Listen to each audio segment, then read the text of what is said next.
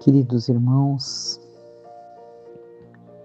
estamos vivenciando o primeiro mês de um novo ano que nos traz tantas expectativas, que nos faz pensar se teremos coisas boas no decorrer desse caminho de nossa existência, se teremos nós, os nossos amores, saúde, se teremos sempre em nosso coração o amor e a fé, sentimentos que não podem deixar de estar conosco. E essa fé se torna maior no momento em que estamos aqui ouvindo essa prece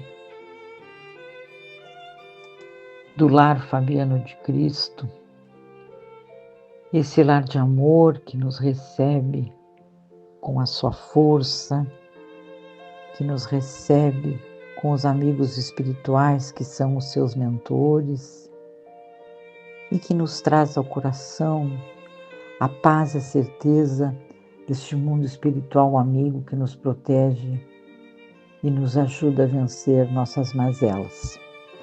A prece de hoje está embasada no livro Jesus no Lar, de Neio Lúcio, e o capítulo é o 41, cujo título é O Incentivo Santo.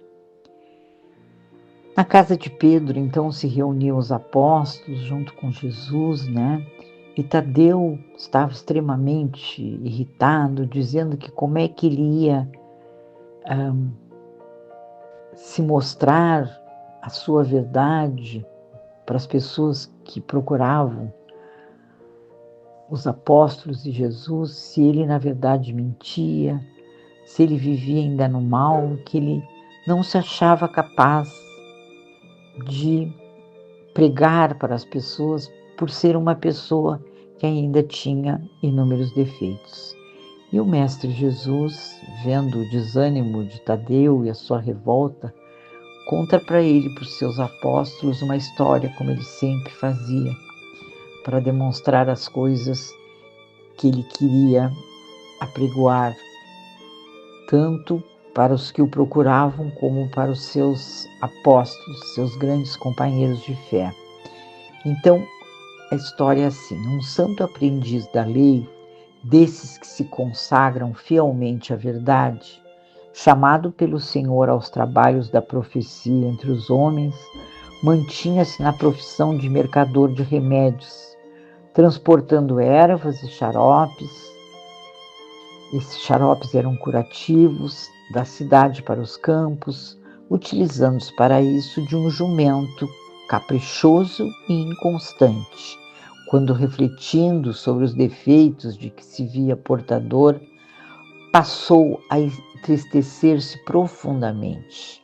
Concluiu que não lhe cabia colaborar nas revelações do céu pelo estado de impureza íntima e fez-se mudo.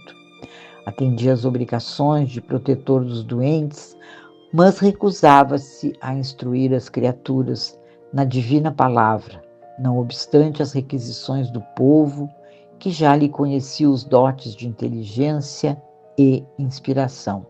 Sentindo, porém, que a celeste vontade o constrangia ao desempenho da tarefa, e reparando que os seus conflitos mentais se tornavam cada vez mais esmagadores, certa noite, depois de abundantes lágrimas, suplicou o esclarecimento ao Todo-Poderoso. Sonhou então que um anjo vinha encontrá-lo em suas lides de mercador.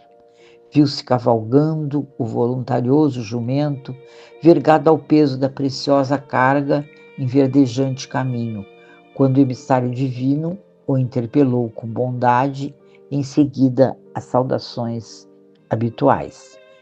Meu amigo, sabes quantos coices desferiu hoje este animal? Muitíssimos, respondeu sem vacilação. Quantas vezes terá mordido os companheiros de estrebaria? Prosseguiu o enviado sorridente. Quantas vezes terá insultado o asseio de tua casa e orneado despropositadamente?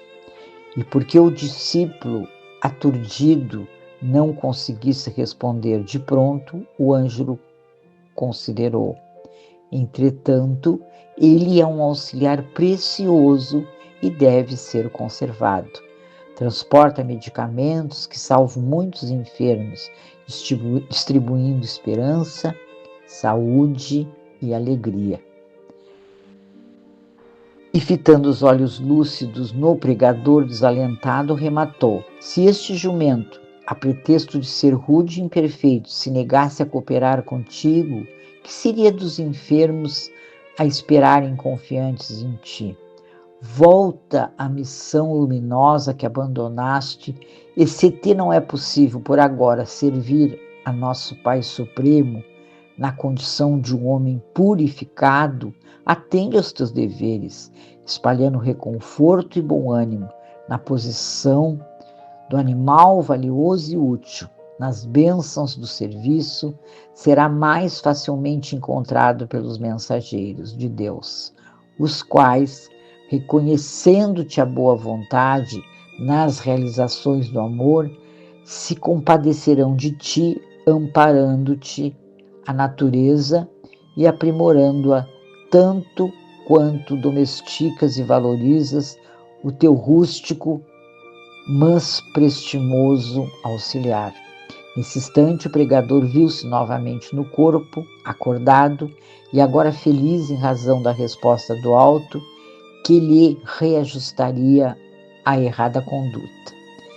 E dessa forma, com essa história, o Mestre Jesus passa uma lição para Tadeu e para todos os apóstolos, que não importam os defeitos que a pessoa tenha, o importante é que ela continue a persistir no caminho do bem, continue a persistir no caminho do amor, da devoção. Então nós, queridos irmãos, somos muitos aqueles que caminham pela vida tentando ser pessoas melhores. Refletimos sobre nossas ações, pensamos sobre como agir corretamente, elegendo a melhor opção. Buscamos auxiliar o próximo, voluntariando-nos em causas que acreditamos contribuem de forma positiva na sociedade. Somos os que nos preocupamos em preservar o meio ambiente, alterando hábitos de consumo, reciclando o lixo e não desperdiçando recursos naturais. Porém, há dias em que nos questionamos se tudo isso não se resume em perda de tempo, esforço inglório e inútil. Olhamos as notícias e vemos os mais variados disparates, golpes frequentes nas redes sociais, pessoas que dentro de seus lares, filhos e pais, vivem lutando por dinheiro, crimes e criminosos que atacam as pessoas, né, que exploram as pessoas, e tudo isso nos remete ao pensamento de que talvez não vale a pena ser ético, correto e bom. O mundo nos parece um corcel desgovernado, né? E aparentemente nos parece também um lugar onde os maus vencem, né? E que o mundo lhes pertence. No entanto, queridos irmãos, essa é apenas uma impressão passageira de um mundo em transição, em mudança.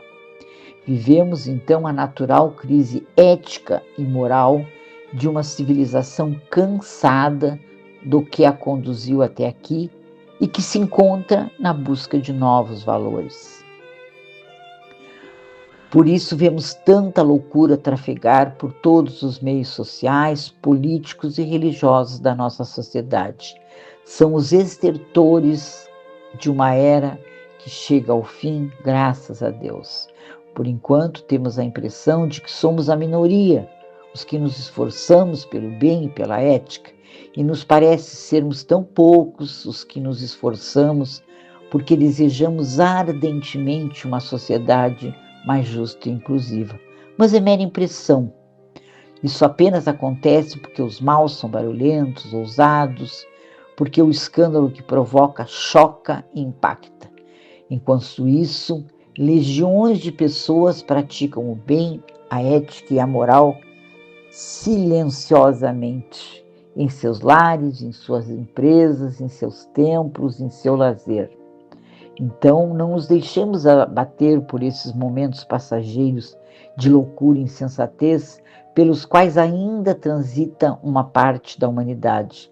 Permanecer no bem é ser referência para aqueles que aos poucos desejarão seguir conosco, imitando-nos. Não desistamos do bem. Que assim seja, queridos irmãos.